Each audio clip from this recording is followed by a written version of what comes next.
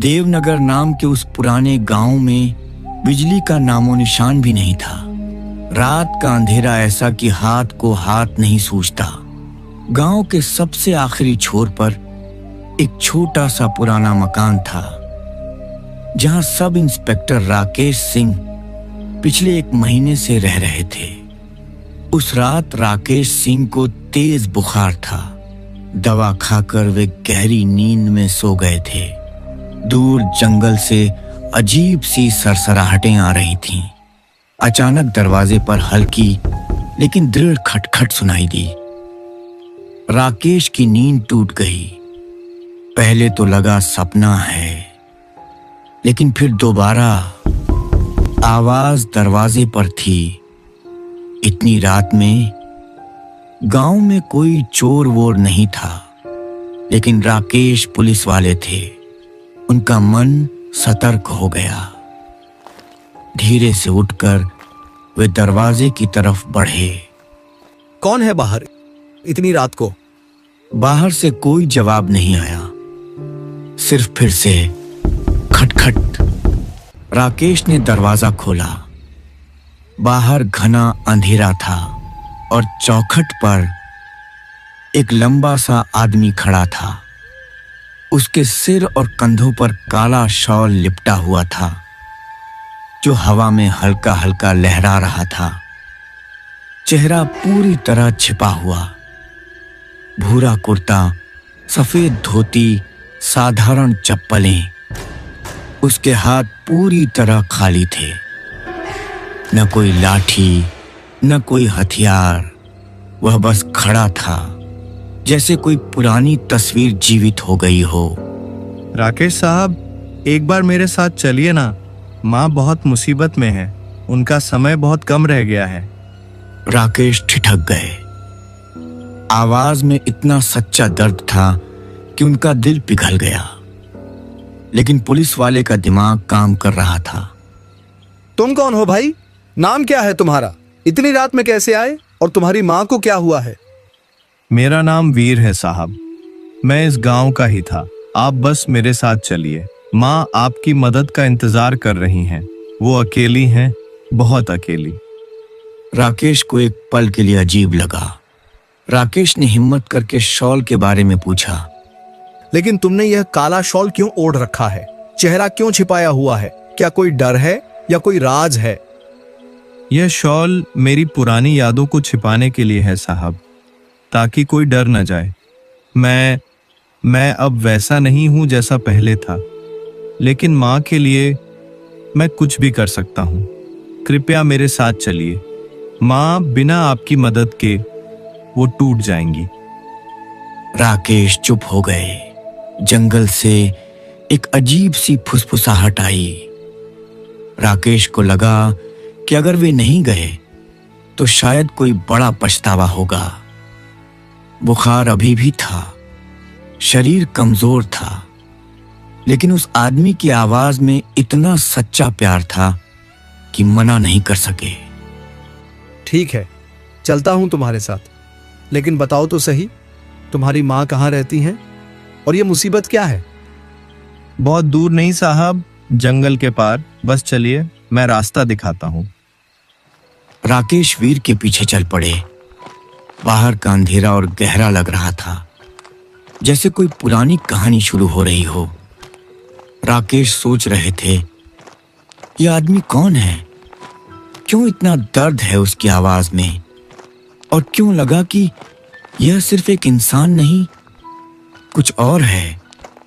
राकेश और वीर जंगल की संकरी राह पर चल पड़े। राह इतनी तंग थी कि 2 आदमी मुश्किल से साथ साथ चल सकते थे। चारों तरफ घने पेड़, साल, पीपल, बरगद।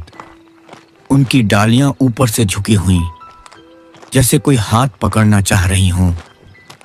हवा ठंडी थी। राकेश सोच रहे थे, यह सब कितना अजीब है। एक पुलिस वाला बीमार हालत में रात के अंधेरे में एक अजनबी के साथ जंगल में जा रहा है, लेकिन वीर की आवाज में जो प्यार था वो उन्हें रोक नहीं पा रहा था। वीर, तुम इस गांव में पहले कहाँ रहते थे? मैंने तुम्हें कभी देखा नहीं। साहब, मैं लक्ष्मी माँ के घर में रहता था। वो छोटा सा घर जो जंगल के किनारे है। बचपन से मैं वहीं बड़ा हुआ। माँ अकेली थी। पिता बहुत पहले चले गए थे। मैं ही उनका सहारा था। लेकिन एक दिन सब बदल गया। राकेश ने पूछा नहीं कि क्या हुआ, लेकिन मन में सवाल उठ रहे थे। और अब तुम्हारी माँ पर क्या मुसीबत है? बताओ तो सही, शायद मैं मदद कर सकूं। माँ पर एक पुरानी अंधेरी शक्ति छाई हुई है साहब। वो रात को अजीब आवाजें सुनती हैं, जैसे कोई उन्हें बुला रहा हो। नींद नहीं आती, डर लगता है। वो सोचती हैं कि कोई उनके साथ है, लेकिन कोई नहीं होता। वो अकेलापन उन्हें खा रहा है। मैं दूर से देखता हूँ, मदद करना चाहता हूँ, लेकिन मेरी आवाज नहीं पहुंचती। आज आपकी वजह से पहुंची। राकेश चुप हो गए। जंगल में हवा और तेज हो गई। पेड़ों की डालियां हिल रही थीं। कभी कभी दूर से कोई छाया हिलती दिखती, लेकिन वीर रुक जाता, उन्हें देखता और छाया गायब हो जाती। कोई चीख नहीं, कोई हमला नहीं, सिर्फ एक अजीब सन्नाटा। यह जंगल इतना डरावना क्यों लग रहा है? पहले भी आया हूं, लेकिन आज कुछ अलग है। यह जंगल पुराना है साहब। इसमें बहुत सी कहानियां दबी हुई हैं, लेकिन डरिए मत। मेरे साथ हैं तो कुछ नहीं होगा। बस माँ तक पहुंच जाना है। वे चलते रहे। बीच बीच में वीर रुककर राकेश से बात करता, कभी माँ की यादें बताता, कैसे वो बचपन में उसके लिए रोटी बनाती थीं, कैसे वो साथ खेलते थे। राकेश सुनते रहे। उनकी आंखों में नमी आ गई। वे सोच रहे थे, यह आदमी कितना प्यार करता है अपनी माँ से। आखिरकार वे उस छोटे से पुराने घर के सामने पहुंचे। घर की दीवारें पुरानी थीं, छत पर घास उगी हुई। दरवाजा आधा खुला था। अंदर से हल्की रोशनी आ रही थी। एक छोटी सी दिया जल रहा था। वीर बाहर खड़ा हो गया। राकेश अंदर गए। कौन है इतनी रात में? मैं राकेश सिंह हूँ, पुलिस वाला। वीर मुझे लेकर आया है। लक्ष्मी ने सिर उठाया। उनकी आंखों में आंसू थे।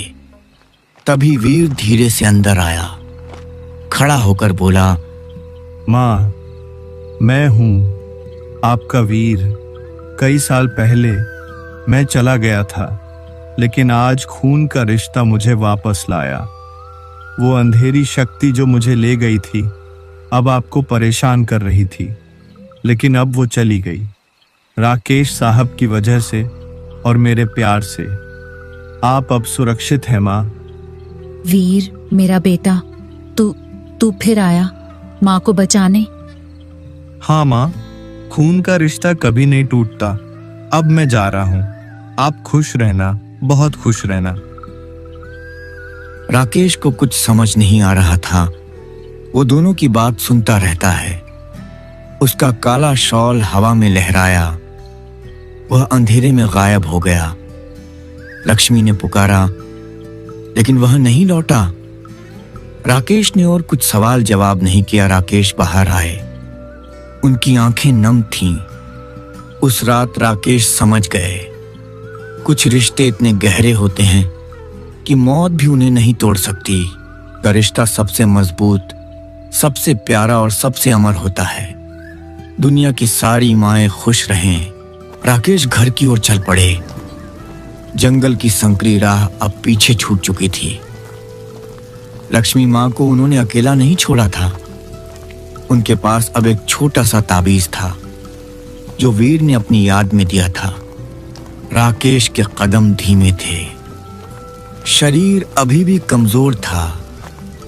बुखार उतर रहा था, लेकिन मन में एक अजीब सुकून था, जैसे कोई बोझ उतर गया हो।